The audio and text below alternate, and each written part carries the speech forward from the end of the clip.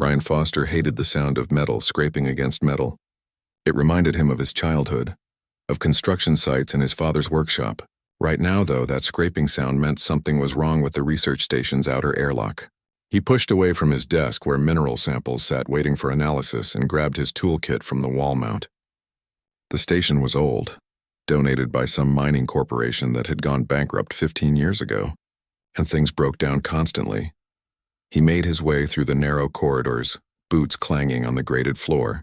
The station wasn't big, just 6 rooms connected by hallways that felt more like tubes than proper walkways. His bedroom, lab, storage area, bathroom, common room, and the airlock chamber. That was it.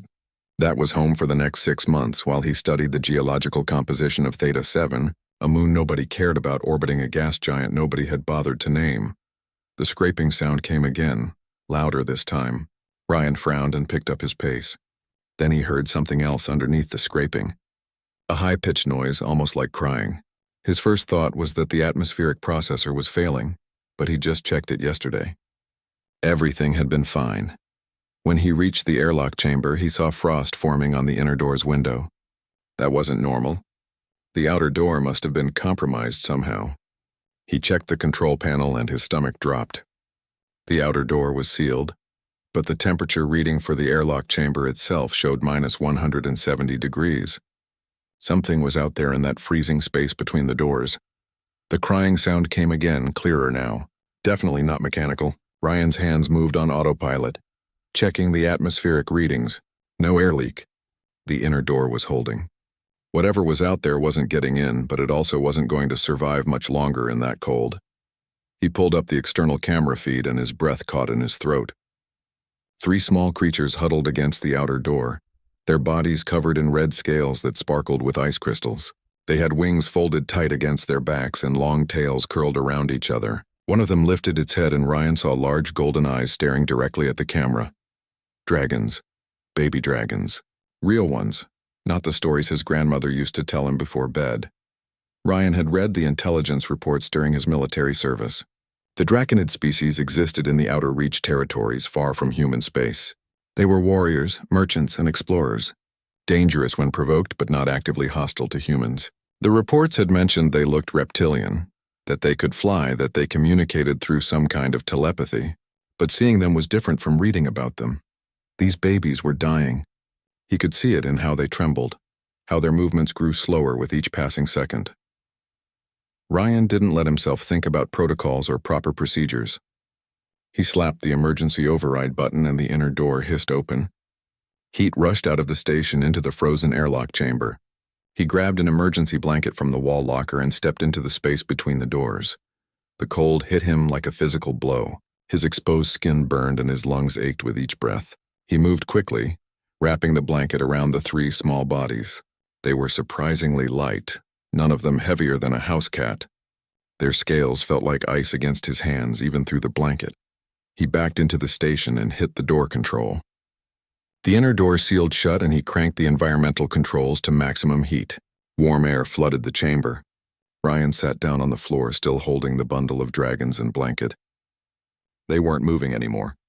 He unwrapped the blanket carefully, afraid of what he might find. The largest one opened its eyes first. Those golden eyes focused on his face with an intelligence that made Ryan's heart skip. Then it made a small chirping sound and pressed its cold snout against his hand. The other 2 stirred, their tiny claws gripping the blanket as they pulled themselves closer to Ryan's body heat.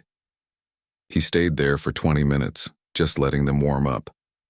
The ice crystals melted from their scales, revealing deep red coloring that reminded him of rubies. Their breathing steadied and the shaking stopped. When they finally seemed stable, Ryan carried them to his quarters and set them down on his bed. They immediately burrowed into his spare blankets, making soft purring sounds. The smallest one looked at him and chirped, then crawled out of the blanket pile and climbed onto his lap. Ryan froze, unsure what to do. The little dragon curled up and closed its eyes, apparently deciding he was safe.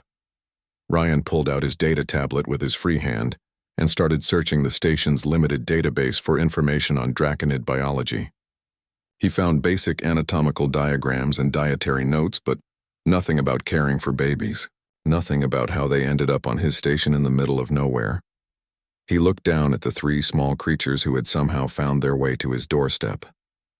They looked peaceful now, sleeping in his blankets and on his lap. Tomorrow he would figure out what to do, who to contact, how to get them back to their people. Tonight he would just make sure they stayed warm and safe. Ryan gently stroked the head of the dragon on his lap. Its scales were warm now, almost hot to the touch. It purred louder and snuggled closer.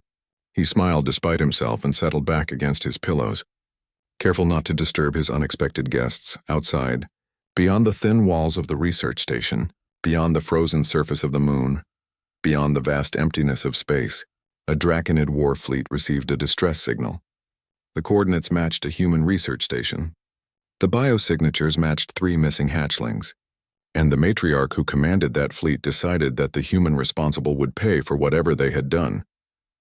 But Ryan knew none of this. He only knew that 3 babies needed him, and he wasn't going to let them down. Protein bars were apparently dragon candy.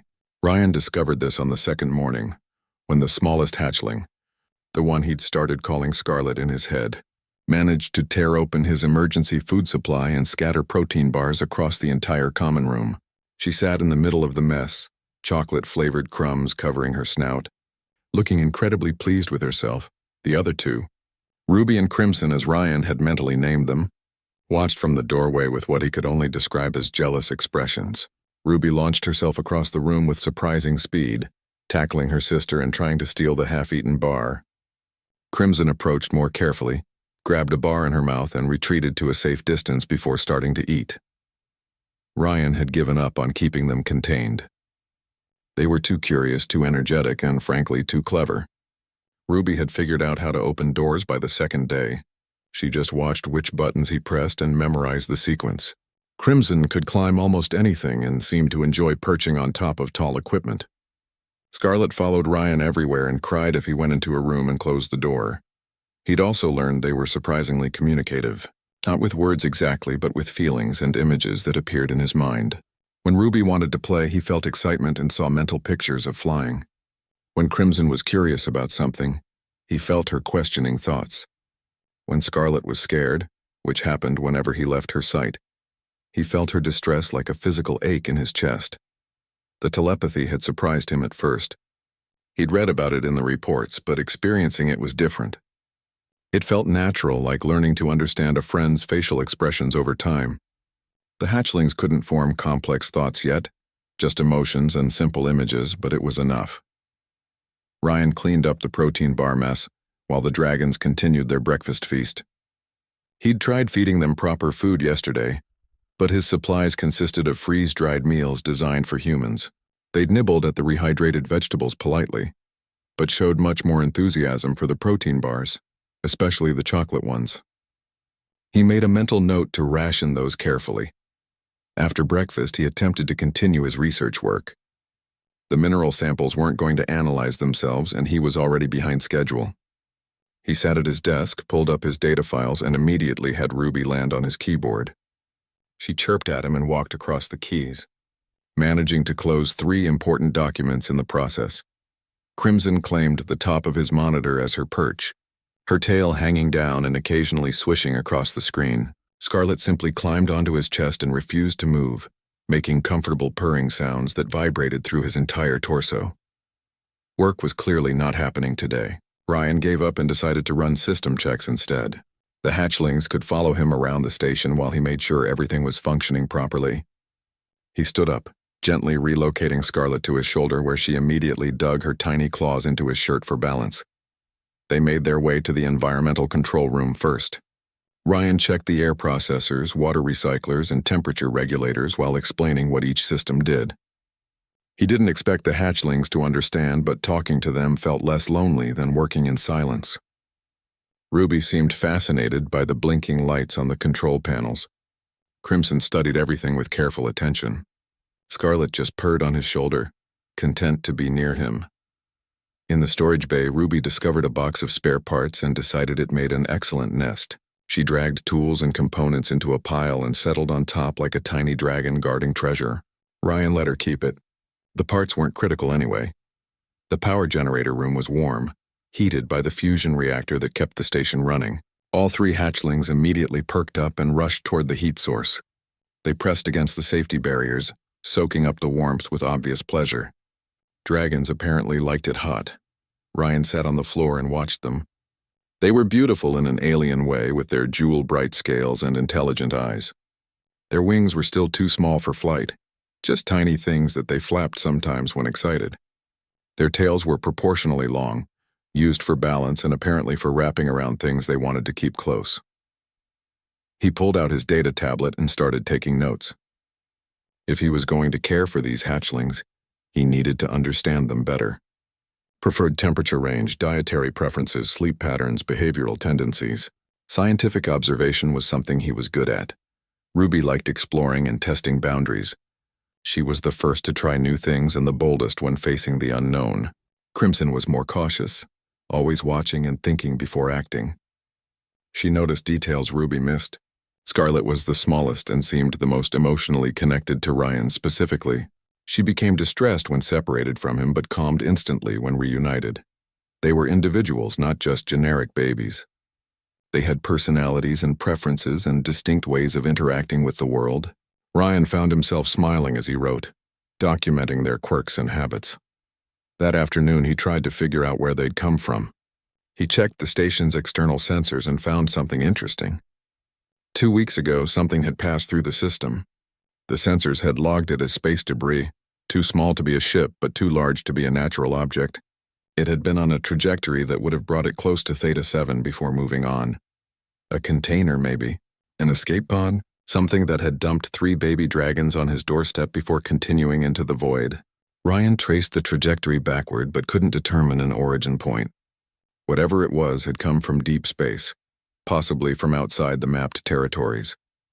He looked at the hatchlings, who were now playing some kind of game that involved chasing each other's tails in circles. How had they survived? How long had they been in that container?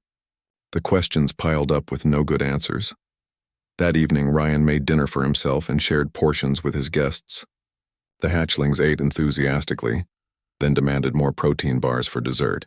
He rationed out half a bar for each of them and endured their disappointed chirping when they wanted more. Bedtime was an adventure. Ryan had tried to set up a nest for them in the corner of his quarters, using blankets and his spare clothes to make it comfortable.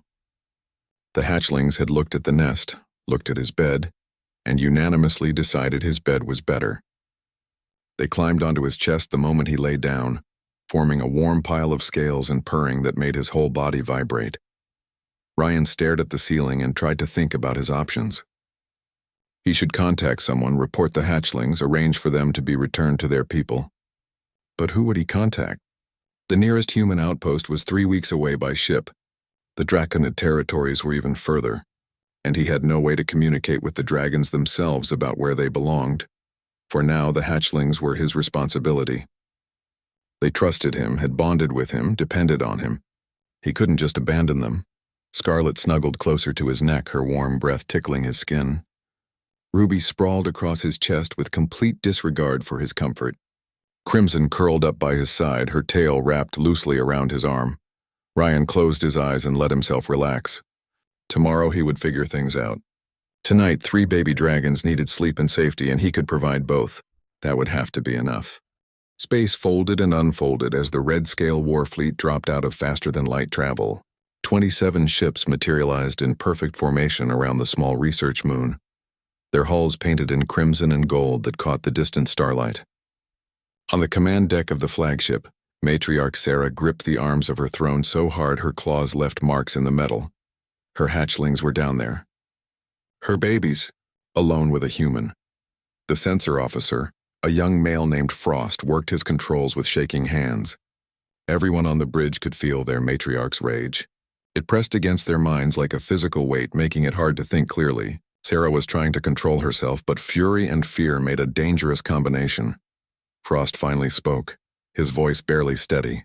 3 hatchling biosignatures confirmed on the surface station, matriarch. 1 adult human male, no other life signs detected. Sarah forced herself to breathe slowly. 3 signatures meant 3 living hatchlings. That was good. That was something. But what condition were they in? What had the human done to them? Her oldest son, Brent, stood beside the throne, his wings mantled in an aggressive display. We should strike immediately. Every moment we delay puts the hatchlings at greater risk. Sarah wanted to agree. Every instinct screamed at her to descend on that station and tear it apart until she found her children. But she hadn't survived 17 major battles by letting emotion override strategy. Tactical assessment, she commanded. The tactical officer, an older female named Dawn, brought up a holographic display of the research station. Single structure, minimal defenses. Standard human design, probably civilian. No weapons detected. The human appears to be alone. Alone, one human against an entire war fleet. The absurdity of it might have been funny under different circumstances. But this human had her hatchlings, and that made him the most dangerous creature in the system as far as Sarah was concerned. What is his status? Sarah asked. What is he doing right now? Frost checked his sensors again. All 4 biosignatures are in the same location, matriarch. They appear to be stationary. No signs of struggle or distress. No distress. That was either very good or very bad. Maybe the human was keeping them calm somehow. Maybe they were unconscious. Maybe they were too weak to struggle. The possibilities made Sarah's blood run cold. Brent's tail lashed with impatience. Mother, we're wasting time. Let me take a boarding team down. We can secure the hatchlings and capture the human within minutes, Sarah considered it. Fast insertion, overwhelming force, minimal risk to her people, but maximum risk to the hatchlings if something went wrong. If the human panicked, if he had weapons they hadn't detected, if the station had self-destruct systems. No. She would lead this herself. She wouldn't trust anyone else with her children's lives. Prepare my personal boarding craft, Sarah ordered. Brent, select 4 warriors. Combat ready but non-lethal weapons only. We take the human alive if possible. If possible. That was important. If the human had hurt her babies, if he'd done anything to them, alive wouldn't be an option anymore. The boarding craft launched 15 minutes later. Sarah sat in the pilot seat, her claws dancing over controls designed for much smaller hands. Brent and the 4 warriors sat behind her in tense silence. They all knew what was at stake. The matriarch's hatchlings were the future of the pack. Losing them would be devastating on every level. The approach to the station was quick and quiet. Sarah brought the craft alongside the main airlock and initiated docking procedures. The station's systems accepted the connection without resistance. No security protocols, no defensive measures. Just an old civilian station sitting in the middle of nowhere. The airlock cycled open. Sarah was first through, her massive form filling the narrow corridor. She had to tuck her wings tight against her body to fit. Human architecture was always too small, designed for their tiny frames. The station smelled wrong. Recycled air with undertones of metal and chemicals. Human scents everywhere, and underneath it all, faint but unmistakable, she caught the scent of her hatchlings. They were close. Sarah moved through the corridors with practiced silence despite her size. The warriors followed in formation, weapons ready. The station was quiet except for the hum of environmental systems. No alarms, no signs of awareness. Either the human didn't know they were here or he didn't care. The biosignature readings led them to a door marked as personal quarters. Sarah paused outside and reached out with her mind, trying to sense her hatchlings through the metal. She felt them immediately. 3 small presences, sleepy and content. Content. Not afraid, not in pain. Content. That didn't make sense. Unless the human had drugged them somehow. Sarah didn't bother with the door controls. She grabbed the panel and ripped it off the wall, then forced the door open with brute strength. Metal screeched and sparks flew. She charged into the room, wings spread wide, ready for anything, and stopped dead. The human sat in a chair against the far wall. He was young, maybe 30 standard years, with dark hair that stuck up at odd angles. He wore casual clothes, not armor or weapons. His hands were raised in surrender, his expression more concerned than frightened. But that wasn't what made Sarah stop. On the human's chest, curled together in a nest of blankets and what looked like stolen clothing, 3 small red dragons slept peacefully. Sarah recognized them instantly. Ruby, her bold explorer. Crimson, her careful thinker. Scarlet, her sensitive baby. They were purring, that deep rumbling sound hatchlings only made when they felt completely safe. The human whispered urgently, "Please don't wake them. They just fell asleep 10 minutes ago and they've been cranky all morning." Sarah stared at him, stared at her sleeping hatchlings on his chest, stared at the makeshift nest that covered half the room, stared at the empty protein bar wrapper scattered on the floor, stared at the data tablet propped on the desk showing notes about hatchling behavior and care. This wasn't what she'd expected to find. This wasn't a human holding hostages or conducting experiments or doing any of the terrible things she'd imagined during the journey here. This was a human who had apparently been taking care of her children. Brent pushed into the room behind her, weapon raised. He saw the scene and hesitated, confusion clear on his face. The other warriors crowded in the doorway, equally uncertain. Sarah stepped closer to the human, studying him carefully. He didn't flinch away from her, didn't try to run. He just sat there with her sleeping hatchlings on his chest, looking tired and rumpled and somehow completely unthreatening. She leaned down and inhaled deeply, drawing his scent into her lungs. Fear, yes, but not the sharp terror of someone caught doing wrong. Just normal caution around a creature much larger and more dangerous than himself. Under the fear was exhaustion and determination and something else. Something that smelled like pack bond. Sarah's eyes narrowed. Explain yourself, human. Explain why my hatchlings sleep on you like you're their den mother. The human took a breath and started talking. He told them about finding the hatchlings at the airlock, about bringing them inside, about feeding and warming and caring for them. He spoke quietly to avoid waking them, his hands unconsciously stroking Scarlett's head when she stirred slightly in her sleep. He told them everything. The protein bars, the nest building, the system checks with curious dragons following him. He showed them his notes, his research, his attempts to figure out where they'd come from. He admitted he'd been planning to contact someone but didn't know who or how. Sarah listened to all of it while watching her hatchlings sleep peacefully on this stranger's chest. And slowly, very slowly, her rage began to transform into something else entirely. Understanding came slowly, like dawn creeping across a frozen landscape. Sarah crouched in the small human quarters, her wings folded tight to fit in the cramped space, and listened to Ryan Foster explain how 3 dragon hatchlings had become his temporary family. The more he talked, the more her anger drained away, replaced by something she hadn't expected to feel toward a human. Gratitude. When he finished his explanation, silence filled the room. Brent still held his weapon but had lowered it. The other warriors looked uncertain, their aggressive postures softening. They'd come expecting a fight and found something completely different. Sarah studied the sleeping hatchlings again. Their scales were bright and healthy.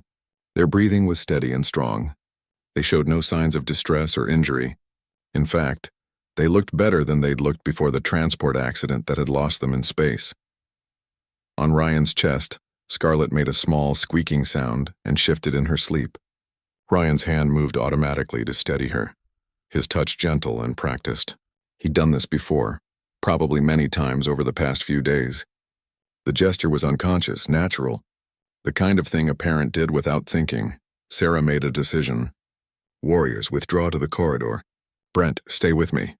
The 4 warriors filed out, closing the damaged door as much as possible behind them. Brent moved to stand beside his mother, his confusion obvious but his trust absolute. Sarah settled herself more comfortably on the floor and spoke in a softer tone. Tell me about them. About their personalities. What you've learned. Ryan blinked, clearly not expecting this question. But he answered.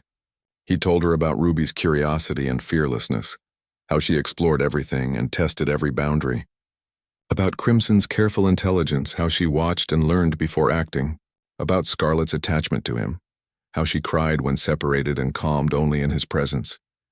He spoke about their eating habits, their sleep patterns, their preferences for warmth and comfort. He showed her the notes he'd taken, detailed observations written in clear scientific language. He'd been studying them the way a researcher would, trying to understand and provide the best care possible. Sarah felt something shift in her chest. This human had treated her hatchlings not as curiosities or hostages, but as children who needed protection. He'd fed them, kept them warm, let them sleep on him even though it must have been uncomfortable. He'd put their needs ahead of his own convenience. That was what pack did. That was what family did. Brent must have felt her emotional shift through their bond. He looked at her with surprise. Mother, you're not seriously considering— Quiet, Sarah said gently. She focused on Ryan. Do you understand what you've done, human? Do you know what it means that they sleep on you like this? Ryan shook his head. I'm guessing it's significant based on how you're all reacting. But no, I don't really understand. Sarah took a breath and explained. Hatchlings bond with those who protect them in their first weeks of life. They choose their pack based on who feeds them, warms them, keeps them safe. It's instinctive and unbreakable. These three have bonded with you. In their minds, you are pack. She watched understanding dawn on Ryan's face, followed quickly by concern. But I'm not a dragon, he said. I'm not even the same species. How can that work? Brent answered before Sarah could. Pack bonds don't care about species. They care about actions. You acted like pack, so they bonded with you. It's rare with other species, but not unheard of. Ryan looked down at the sleeping hatchlings, his expression complex. What does that mean? For them, for me? Sarah considered her words carefully. This was important, possibly the most important conversation she'd have with a human in her entire life. Among our people, pack bonds are sacred. They cannot be broken, only honored or betrayed. If you accept the bond, you become responsible for them. You would be expected to help raise them, teach them, protect them. In return, they would be loyal to you for life. And if I don't accept? Ryan asked quietly. The question hung in the air. Sarah knew what tradition said. Rejected hatchlings rarely survive the psychological damage. They would grieve, refuse food, fail to thrive. But she couldn't force this human to take responsibility for children that weren't his. Then we would take them home and hope they eventually bond with someone else, Sarah said. But the separation would hurt them. Badly. You would be rejecting them when they've already chosen you. Ryan was quiet for a long moment. Scarlet stirred again, and he steadied her with the same unconscious gentleness as before. Ruby snored softly. Crimson's tail twitched in her sleep. Finally, Ryan spoke. I didn't ask for this. I didn't plan on becoming a dragon dad when I took this posting. But they came to me for help, and I helped them. And now you're telling me they need me to keep helping them? Yes, Sarah said simply. Ryan nodded slowly. Then I accept. I accept the bond and the responsibility. I'll take care of them. Relief flooded through Sarah so strongly she had to close her eyes for a moment. When she opened them again, she saw Brent staring at the human with new respect. You understand this is a long-term commitment? Brent asked. Hatchlings need care for approximately 2 years before they reach independence. 2 years, Ryan repeated. He looked around his small quarters at his research equipment, at the life he'd built around solitude. Then he looked back at the sleeping dragons and smiled. Okay, I can do 2 years. Sarah felt warmth spread through her chest. This human, this stranger who owed them nothing, had just agreed to upend his entire life for 3 babies who weren't even his species. That took courage and compassion in equal measure. This station is too small for growing hatchlings, Sarah said. Too isolated. You would need to relocate somewhere with proper facilities and others who can help guide you. Ryan's expression turned cautious. Relocate where? Sarah explained about Helios 4, about the red-scale settlement built into the mountains. She told him about the research facilities there, about the other dragons who could teach him proper hatchling care.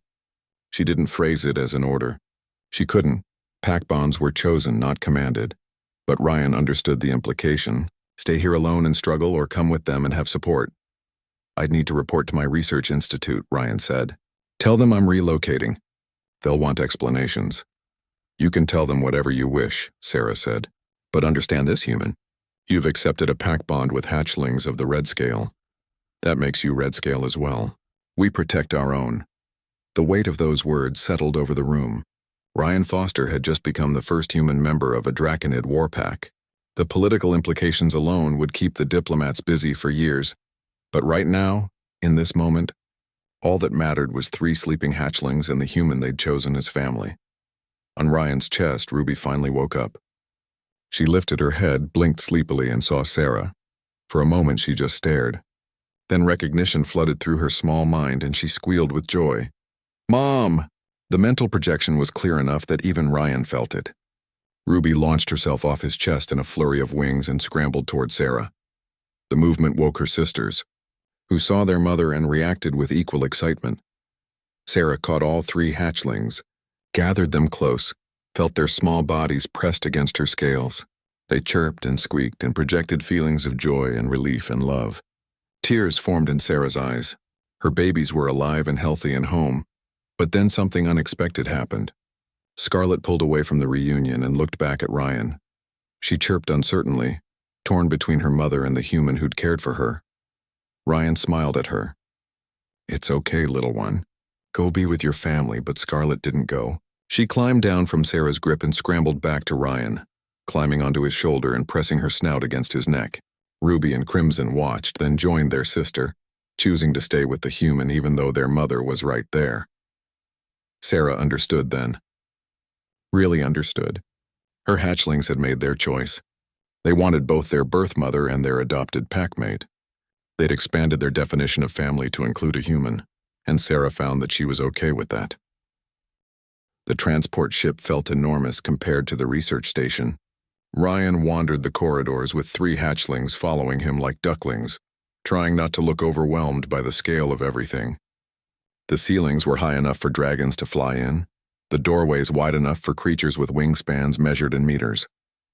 Everything was built for a species much larger than humans, which made Ryan feel like a child exploring a house designed for giants. He'd been aboard for 2 days now, and things had not gone smoothly. Ruby had discovered the ventilation system on the first night and gotten herself stuck in a duct above the weapons bay. It had taken 3 hours and 4 increasingly frustrated engineers to extract her. She'd emerged covered in dust and incredibly pleased with herself, projecting feelings of great accomplishment while the engineers glared at Ryan like this was somehow his fault. Crimson had found the training room and accidentally activated a combat simulation. Ryan had walked in to find his careful, intelligent hatchling screeching at a holographic enemy fighter, attempting to breathe fire she didn't yet have.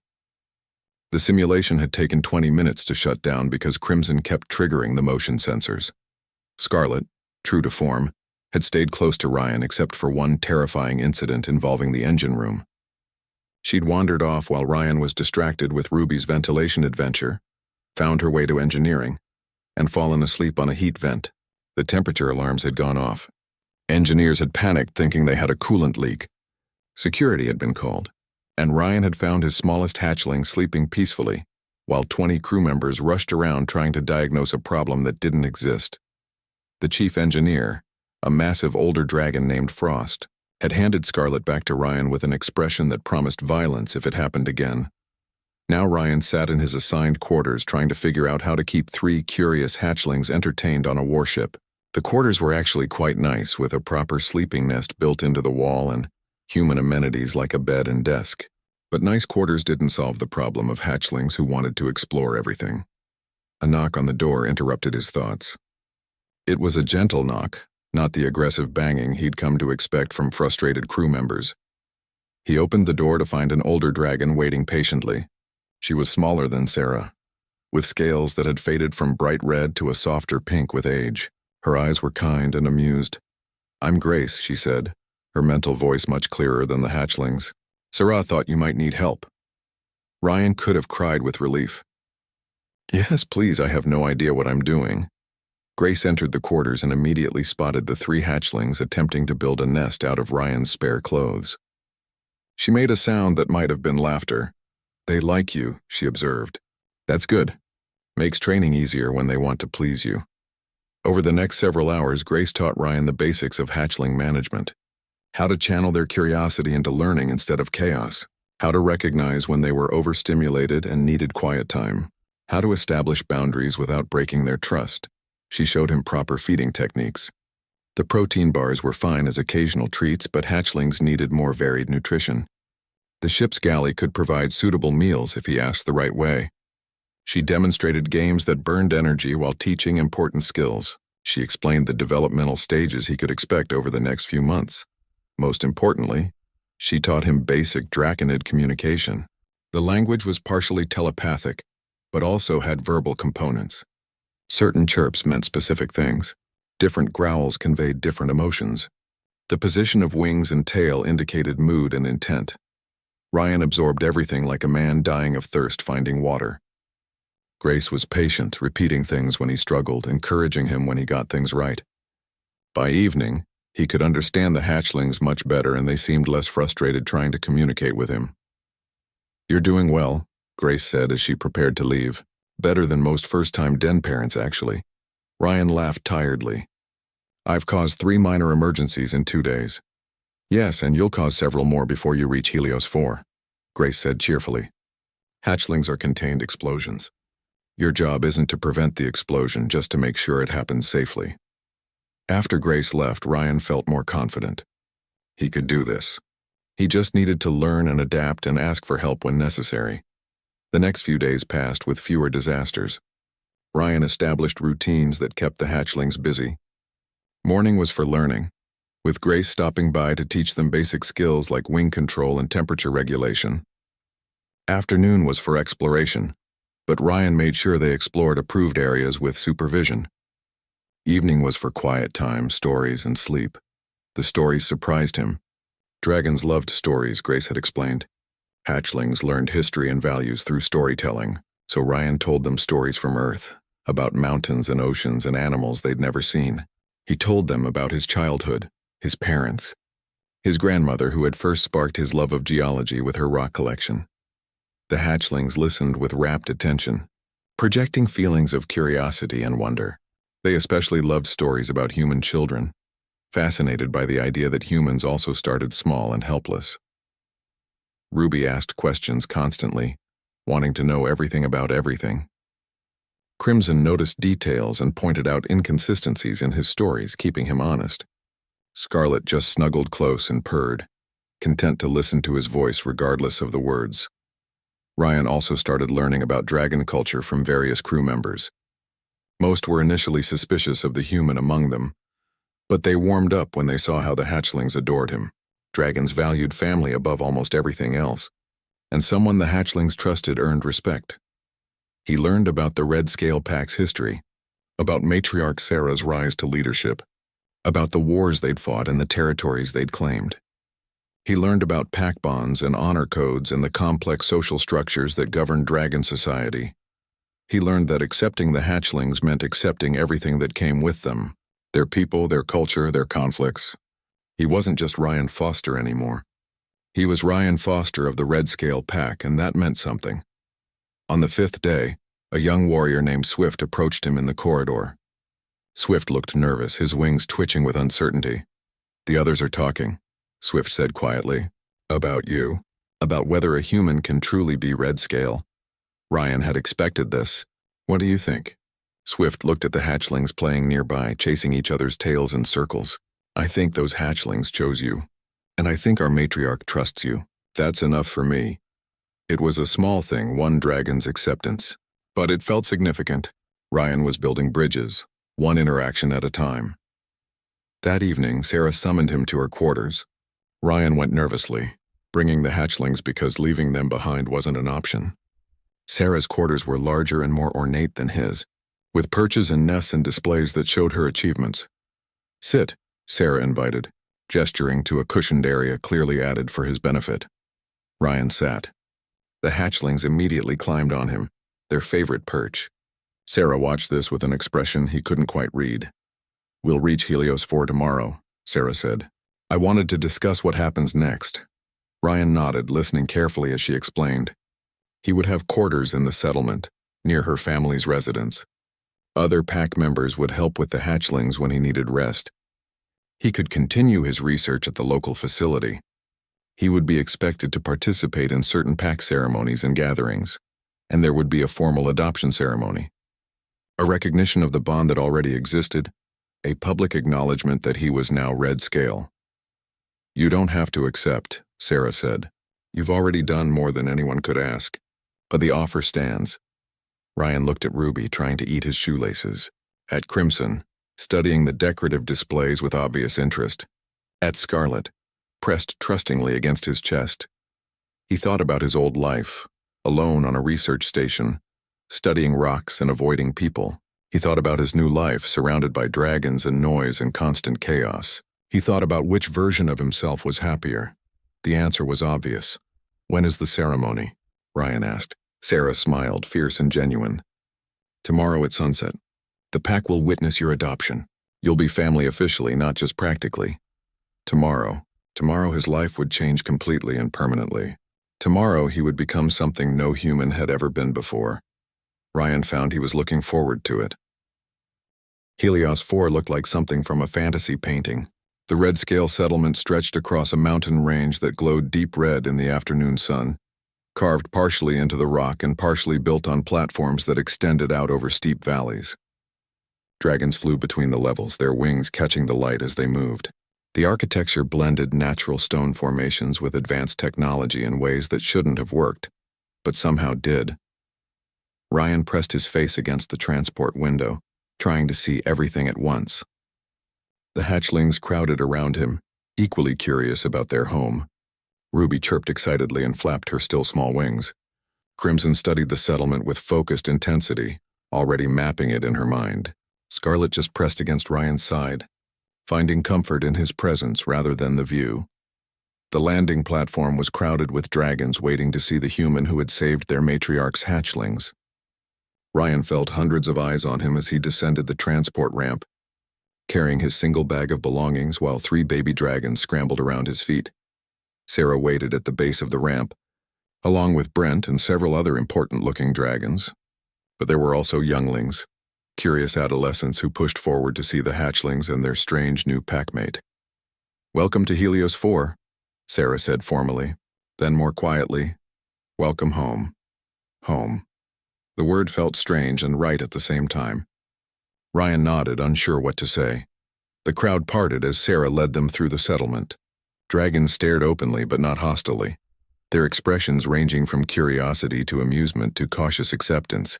Ryan heard whispered conversations, felt the weight of attention, and tried to project confidence he didn't really feel. His new quarters were carved into the mountain itself, a cave dwelling that had been modified with human comforts. There was a bed, a desk, a small kitchen area, and a bathroom that actually fit his size. But there was also a large stone nest built into the wall, heated by thermal vents from deep in the mountain, perfectly sized for 3 small dragons who immediately claimed it. Grace appeared within minutes of their arrival, bringing prepared food and offering to show Ryan around the settlement. They left the hatchlings napping in their new nest and ventured out into the community. The settlement was larger than Ryan had expected, home to several thousand dragons of all ages. Grace pointed out important locations as they walked. The central gathering space where major decisions were made. The flight training grounds where younglings learned to use their wings. The market district where traders from other packs brought goods. And the research facility, a modern complex built into the northern edge of the settlement, equipped with laboratories, computing resources, and equipment that made Ryan's old station look like a child's toy. The director, an older male named Stone, welcomed him enthusiastically. "A human geologist," Stone said, his mental voice carrying genuine excitement.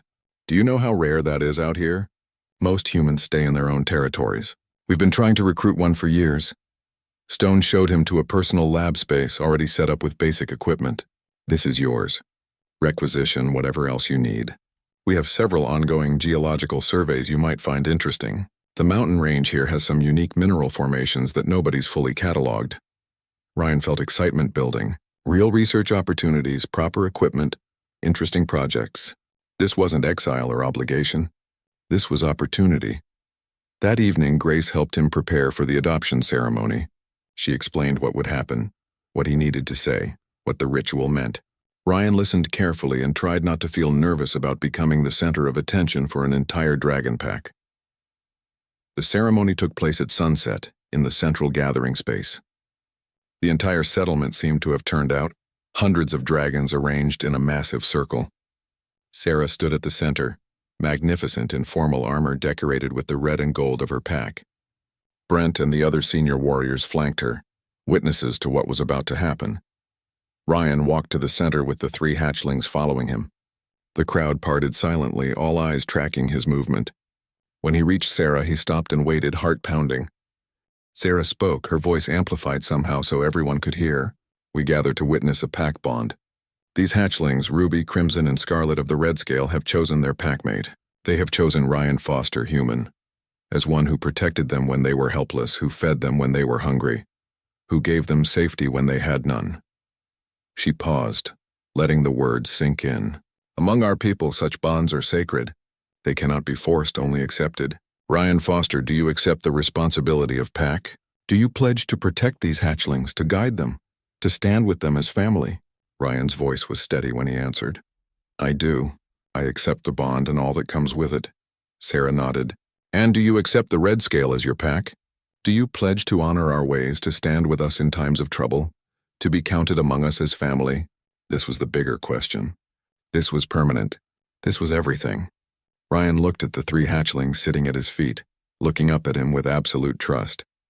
He looked at Sarah, who had every reason to hate humans but had chosen understanding instead. He looked at the gathered dragons, some skeptical, some welcoming, all waiting to see what he would choose. I do, Ryan said clearly. I accept the Red Scale as my pack. The crowd erupted in sound. Roars and chirps and mental projections of approval that washed over Ryan like a wave. Sarah stepped forward and placed one massive claw on his shoulder. Then by the authority given to me as matriarch, I name you Ryan Foster, pack brother of the Red Scale. You are one of us. Your enemies are our enemies. Your victories are our victories. Your family is our family. Something happened then that Ryan didn't expect. Every dragon in the gathering reached out mentally, their minds touching his in a brief connection. It wasn't invasive, just acknowledgement. Hello, welcome family. The combined weight of hundreds of minds accepting him nearly drove Ryan to his knees. Then it was over and the formal part of the ceremony ended. What followed was apparently a celebration, because suddenly there was food and music and dragons coming up to introduce themselves. Ryan shook claws and accepted congratulations and tried to remember names while the hatchlings played with other younglings for the first time in days. Grace found him an hour into the celebration, looking slightly overwhelmed. You did well, she said. Better than the last adoption ceremony I witnessed. That one ended with the adoptee running away screaming. Ryan laughed despite himself. I considered it. But you didn't. That matters. As the celebration continued into the night, Ryan found a quiet spot on one of the platforms overlooking the valley. The 3 hatchlings found him immediately, climbing onto his lap in their customary pile. They were tired from playing, content to just sit with him and watch the stars. Sarah joined them, settling nearby with her own presence somehow both companionable and protective. They sat in silence for a while, just existing together. Do you regret it? Sarah asked eventually. Accepting all of this? Ryan considered the question honestly. He thought about his old life, the isolation he'd convinced himself he wanted. He thought about his new life, full of noise and chaos and responsibility. He thought about 3 baby dragons who trusted him completely, who had changed everything just by being cold and scared and needing help. No, Ryan said. I don't regret it at all. Scarlet purred against his chest. Ruby shifted in her sleep, draping one wing across crimson. Stars wheeled overhead in constellations Ryan didn't recognize yet but would learn. He was Ryan Foster of the Red Scale Pack. Dragon Dad, Pack Brother, human in a world of dragons, and somehow, impossibly, he was exactly where he belonged. The journey that had started with a desperate scraping at an airlock door had led him here, to a mountain settlement on an alien world, surrounded by family he'd never expected to have. Sometimes the universe brought you exactly what you needed, just not in any form you could have predicted. Ryan looked down at the sleeping hatchlings and smiled. Tomorrow would bring new challenges, new adventures, new disasters probably. Ruby would get into something she shouldn't. Crimson would find new things to study. Scarlet would refuse to let him out of her sight, and Ryan wouldn't have it any other way. Far above, human space continued its expansion, unaware that one of their own had become something unprecedented. Diplomatic channels would eventually buzz with the news. Politicians would debate the implications. Xenobiologists would write papers about interspecies pack bonding. But none of that mattered right now. Right now, a human sat with his dragon family, watching stars wheel overhead, and felt more at home than he ever had before. The Red Dragon Pack had arrived for blood and found something better. They'd found proof that family wasn't about species or biology or even understanding. Family was about showing up when someone needed you, about accepting responsibility without being asked, about choosing to care even when it wasn't convenient. Ryan Foster had made that choice when he opened an airlock door for 3 freezing hatchlings, and in return those hatchlings had chosen him right back. Some bonds were forged in fire and battle. Others were forged in quiet acts of kindness that nobody was watching. Both kinds were equally strong. Both kinds were equally sacred. And both kinds could change the galaxy, one small act at a time.